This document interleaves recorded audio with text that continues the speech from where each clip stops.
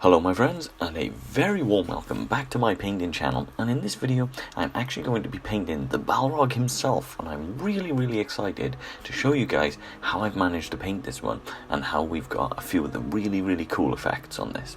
So as you can see, I've got the Balrog model all painted, and I've primed this using a nice flat black colour. By priming this black, this is going to do a lot of the hard work for us, and instead of worrying about painting all of the model in all of these different parts, we're going to focus more on building up a lot of the heat and a lot of the colour and a lot of the vibrancy through the flames. So we're going to start with a really nice vibrant white. So I'm using a rotten white, which is part of the Game Effects series from Vallejo, and the reason why I'm using the rotten white is because this is a very bright, vibrant white. And what we're going to do is we're going to paint over areas of the model. So we're going to paint over the areas of the black that we really want this colour to stand out. So as you can see, I'm going to go around the neck area, around the flames, all of these different things. So the reason why I'm doing this is because trying to paint the flame colours and the lighter areas and the lighter tones on top of the black will require a lot more layers. So what we're going to do is we're going to prep this area in white, because as we build through this sort of colour tone and this transition of colour tone in the flames, this is going to create a real nice white hot flame. So this is going to create a much warmer colour palette. This is going to allow us to build up that vibrancy and that tone of these colours and the heat without needing to use multiple layers of the same colour. So just by prepping all of this area in white will give us this this great sort of base colour that we can get this real nice vibrance out of the flames.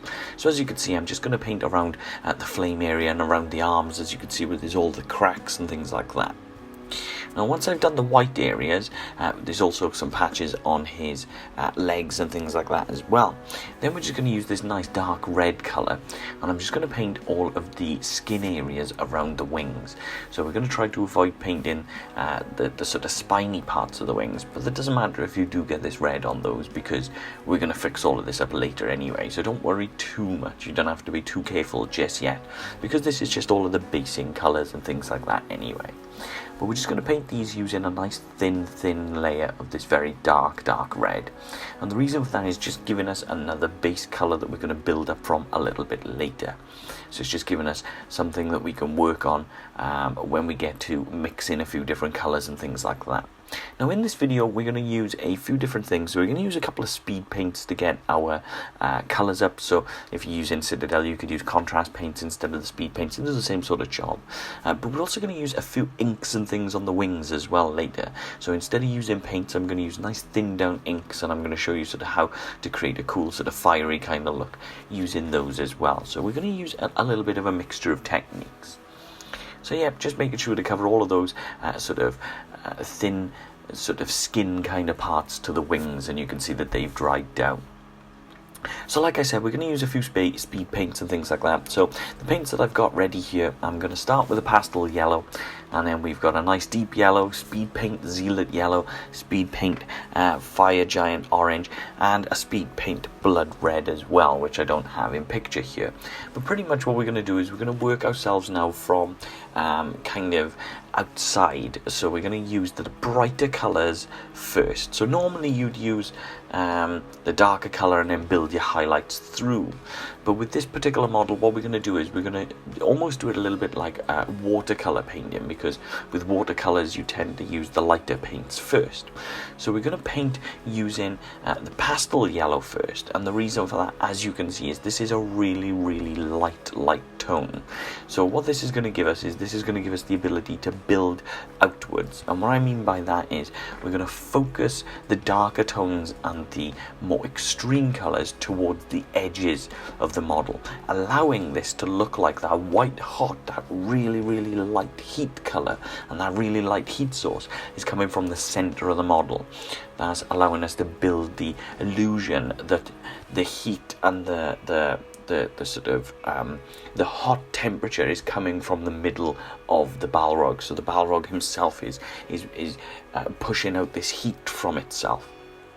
And what we'll do is, as we paint through, I'll kind of show you how that's going to progress and how that's going.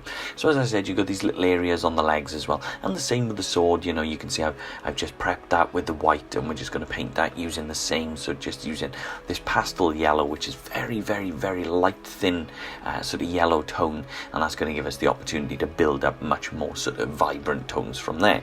So with the deep yellow then, so just using the deep yellow, we're going to do the same sort of thing, but this time we're not going to paint down into the middle. So we're going to paint sort of leaving a small gap down towards the bottom. And again, like I said, the reason for that is because this is building that heat source. So we're building from that lighter source out to a darker source, almost as if the heat is sort of dissipating as it gets further and further away from the model, so it's becoming a little bit cooler and things like that. So we're controlling the heat source with our brush and with our color choices. And there we go, you could see just by leaving that small strip of light pastel yellow, just by adding then this deep yellow, you can already see where that's creating the illusion of heat, creating the illusion of light, and giving us that tone that we're looking for. It's a very, very simple way of doing things. So with this particular model, because he's so big, at first it can be a little bit daunting. You kind of think, right, how am I going to tackle this? How am I going to get this heat source? How am I going to paint this miniature to sort of look really fiery? But once you sort of get into a bit of a groove and you start getting things moving like this, you can actually see it starting to come together quite nicely, quite quickly, and it becomes a really fun and interesting model to paint, because as you build each stage, you can really see it sort of growing in character. So yeah, once that deep yellow is dry, then we're just going to use the zealot yellow, so the speed paint, and doing the same thing. We're just going to choose where we want the speed paint to be, and we're going to keep that a little bit further away from that middle point, away from that heat source. And you can now see with this sort of orangey yellow kind of tone on top, you can now start to see where this is starting to show a lot more of that heat, a lot more of that sort of white hot sort of middle tone, and where it's starting to progress out from the miniature as well. Such a cool technique, such an easy kind of technique to build up, but it looks fantastic. And these speed paints are brilliant for this because they have this sort of combined tone, so they kind of do everything all in one. You don't need sort of a shade or a wash or anything like that, because although they paint this yellow color, it does have this orange sort of tone in the darker recesses as well. So it's kind of a one-stop shop for paints as well, which is quite good for certain kinds of applications. So once that zealot yellow is dry, we're going to use the fire giant orange then, and again we're going to go a little bit closer to the tips again, so building out that darker tone further out, so that creates, again, you know, repeating the same thing, because this is how we remember and this is how we learn, is repeating to build out that sort of hot center right through until it reaches a darker point towards the edges, and that's creating this awesome bright flame technique across the top. Now you can see if you do make one or two mistakes, that's easily fixable just by adding a little bit of water to your brush and manipulating and moving that around as well. And there you go, you can see just across the shoulders we're going to do the same thing, and just around the neck as well, so that we create this illusion.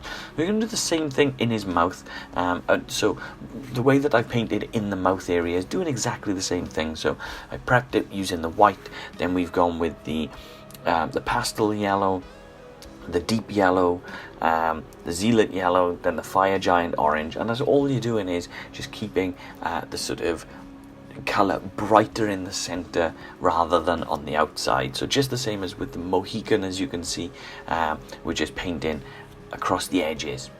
So you can see I'm just doing the same thing with the sword. What I'm actually doing with the sword though is using a little bit of water and a sort of old brush just to create a stippling sort of effect across the sword, so that this creates a little bit more texture across the sword as well, so that where we place the paints we're actually manipulating it to have a little bit more texture to it as well.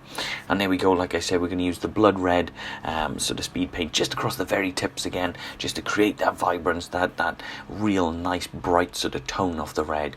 And there we go, as you can see, any mistakes can be easily tied up and fixed up as well. And again, placing some of that blood red just around the shoulders and just around the neck area, just like so. And so far it looks really cool, but it does look like a bit of a mess. I'm not going to lie, painting this one is a messy thing. So my hands got absolutely covered in oranges, reds, yellows, and I think I painted my hands just as much as I painted the model itself. But we're going to tidy up a lot of this as we go, and we're going to make this look really cool and really crisp as we go as well. And I'll kind of show you that in just a second. But as I say, just using that blood red, just painting around the shoulders and areas like that. Now the speed paints do take a little bit of time to dry down, so once all of this is done, just give it a little bit of time, a couple of hours to dry, and then you can go on to the next stage. The cool thing with this is, with the speed paints and things, same as when using inks and things like washes and things like that, it's good to mix them together when they wet or paint them when they wet, because when they dry down, they do dry down into this really nice sort of blended sort of effect, creates this kind of wet blend, this wash kind of feel as well. So once you've given it a little bit of time and you've let it all dry, then it's time to go back and paint all of those details. Now for this I'm using a Tenebrous Grey. Again, like I say on the channel, if you can't get the AK Interactive or you don't have Tenebrous Grey, you can just use a black.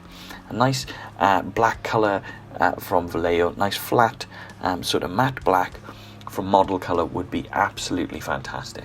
And pretty much that's all we're going to do, is just using the very tip of our brush, so using a size 0 brush. Now again, you could dry brush this if you wanted to, but you won't have as much control over the sort of painting, and won't have as many crisp sort of spots and areas that you're going to paint. So for me, I'm using the very tip of the brush, and what I'm going to do now is just go back around the miniature and paint all of those raised areas like so. All of these sort of dark, lava-y kind of, rocky kind of patterns. Now, the reason why we're doing this is going to tidy up all of those colours and make it look really crisp. It's going to add so much more to the character and make it look like a finished piece and a professional piece. But it's also really going to tie the character together as well. So yeah, just using the very tip of the brush, as I say, nice and simple, nice and quick. So just take your time with this bit. Try not to get this on any of the bits that you've painted. You can fix mistakes, but it's always worth trying to make sure that you're as careful as possible and trying to keep all of those colours and things as close as possible as well. Just like I say, being careful using that very fine detailed brush and just slowly, gradually build this up. You can already see this starting to work wonders on this one side, and you can see the difference that it makes to the model in comparison to the side that hasn't been painted using this yet. It really does allow the model to stand out, and it really does create the character. It really does allow the character to really stand out and look the part. It's really fantastic. So it takes a little bit of time and a little bit of patience, but it is very much worth all of that effort, because this will allow this particular model to become that showpiece that it deserves to be, because it's such a fantastic model. So what you can see here is using the same sort of colour, so using the same technique or using the same colour, so either the black or the Tenebrous Grey. On the leg patterns, because it's a little bit smaller, what I'm actually doing is I'm dry brushing the black back up on these. So just taking my time with almost no paint on the brush, like I normally say with dry brushing, less is more.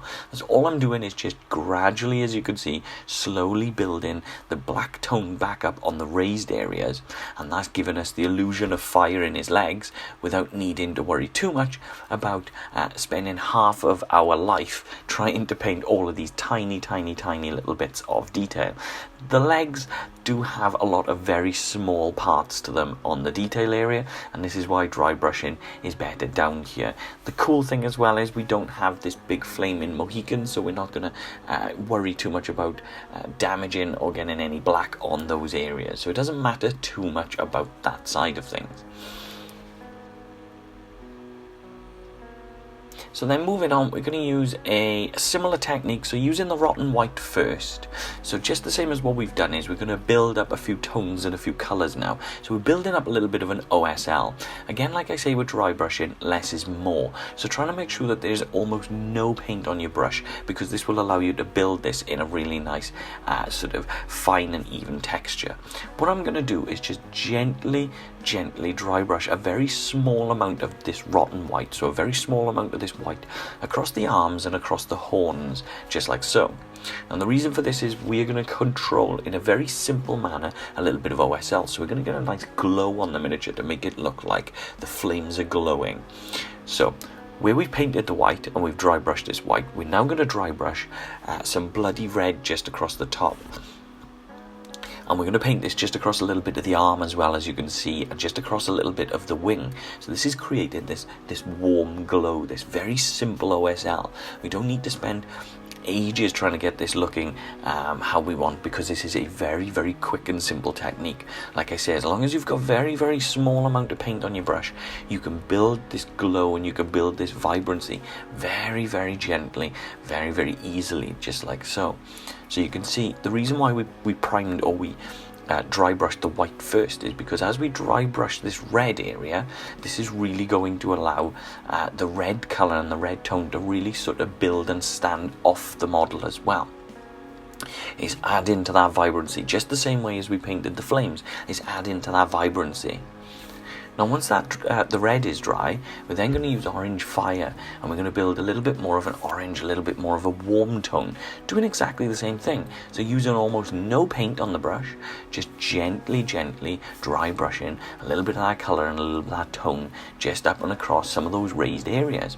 And again, that can go across the arm. You can also do this just across the inside, so across the chest and stomach area as well, if you wanted to get some of the glow from the sword. Now I haven't done that. I've tried to stick with keeping the glow and the lighter area just across the top of the model rather than anything underneath. And the reason for that is because I wanted to create this really cool contrast between the light tones on top and the real dark down the bottom, and that will tie into the base that I've already made as well. And once that's done, then we're also then going to use a little bit of that yellow again, and we're just going to build the tone once more, just creating that nice lighter highlight, that nice lighter tone, just creating that vibrancy. And again, using that just around the horns as well, it's going to create that real nice glow effect around the horns, just in such a quick and simple and easy fashion. So this is probably the quickest and simplest way to do a nice simple OSL kind of effect. That's all you're doing, is just dry brushing a few highlights, and it's creating the illusion that that heat and that light is just glowing out of the miniature. Now from there, as I promised, I'm going to use a few inks. Now if you don't have inks, you could just use the other colours that I've showed and just water them down quite a bit, because that's all ink is nice vibrant tones, but just nice and fluid and watered down. So these are quite opaque.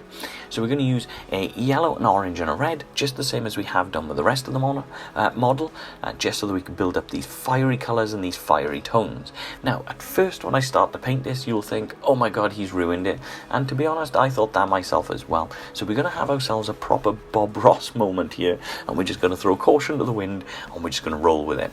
We're going to just throw the inks onto the model, and then we're going to try to build it up and see where we go. And actually, it does turn out quite nice, but at first, you're going to look at this and think, oh geez, what have we done? So, we're going to start by using the yellow ink, and we're just going to cover all of the inner parts of the wings. Then using the orange, I'm going to stipple chunks of orange and bits of orange here and there while this is all still wet. So as I said earlier, while everything is still wet, this wet blend, this sort of tone, texture and colour, these are all going to blend into each other and create this really cool sort of fiery kind of effect. We're also then going to add a little bit of the red ink as well, so we're not just using the orange and the yellow, we're also adding some of the red and things like that. And you can see how wet this is, you can see how this is all moving and blending into each other, and you can see where it's all kind of getting a little bit crazy. Now what we're going to try to do is not allow it to pool too much, so you can see there's little pools just across the corners, so I'm using a dry brush with nothing on, just to stop the pools and just to stop it from landing and sitting in certain areas. Now once it is all dry, I'm then going to go back in with my tenebrous grey or black, depending on which one you're using, and we're going to dry brush that wing back up. So at first you look at it and you think, oh we've kind of ruined this, you know, what a total mess. But as you dry brush this back up, then you start to see actually those colours, those reds, those oranges, those yellows underneath are starting to show through now, like little bits of fire and little bits of colour and flame. And then we start to think, actually this is quite a cool technique, this is something that has worked out a lot better than maybe we first thought. So like I said, a little bit of a Bob Ross moment there. We've thrown all of these sort of inks at the model, kind of ruined the model, but we're kind of fixing it back up and making it look really, really cool at the same time.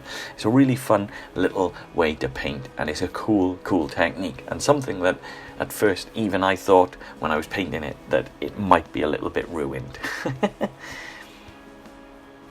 So once that's all done, I'm then going to go back in with the pastel yellow colour, and using the very tip of my size 0 brush, I'm then going to start to pick out a few of those details. So that's all I'm doing now, is just tidying those flames up and controlling a little bit where I want some of the lighter colours and some of those flames to be. So our speed paints have done a fantastic job and have dried in to the miniature, dried into the model, and made this colour tone and this light colour into dark colour look fantastic. That's all I'm doing now, is just making it look a little bit tidier and just making it look a little bit more pleasing on the eye, and just making it look that little bit more finished and professional. What I'm also going to do at this stage as well is just add a tiny little drop of this also into the eyes, so that gives him a nice pastel yellow glow into his eyes, and again just add into that little finished sort of feel and that kind of professional kind of touch that we get out of the end result. We're also then going to use the bloody red, and we're going to do the same sort of thing. So just using the very tip of the brush, controlling a little bit as to where I want some of the red lines to be, and just controlling how I want some of the flames to look, just so that it gives us that little bit more of a completed effect just out of the very, very tips of these flames. And it kind of tidies things up a little bit as well and makes him look a lot more finished and complete. Very, very simple effect, very cool looking effect, and something that I think has lended itself and tied itself into this model in a really, really cool way, in a really nice way. I mean, it's a fantastic model anyway. It's a very daunting model to paint as well. But once you sort of throw a few different techniques together like this, it kind of gives you a really cool, interesting kind of effect. So what I'm also going to do is just using a dark blue grey, I'm just going to add a little bit of a grey sort of ash kind of colour just to the edge of his fingers here, just across his nails, and of course just across his claws, just down on his feet as well, just across here, just being careful. And you can see now that the model is being put onto the base and it's starting to look really, really good. Yeah, it ties into the base really nicely. Like I said, I was looking for that contrast between sort of the lighter bits on top and the dark bits down below, making it a little bit more dingy and a little bit more like we're in the Mines of Moria.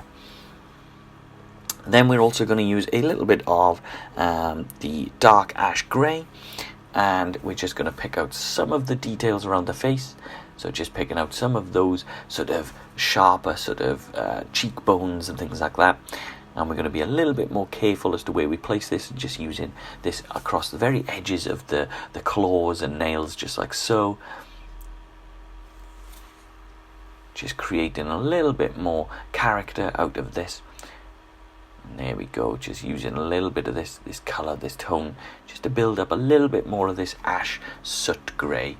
And there you go. When everything is all done, your Balrog should look a little bit like this. Very simple techniques, very easy to use, loads of cool sort of OSL, loads of cool glows, some speed paints in there, some inks in there, a little bit of everything.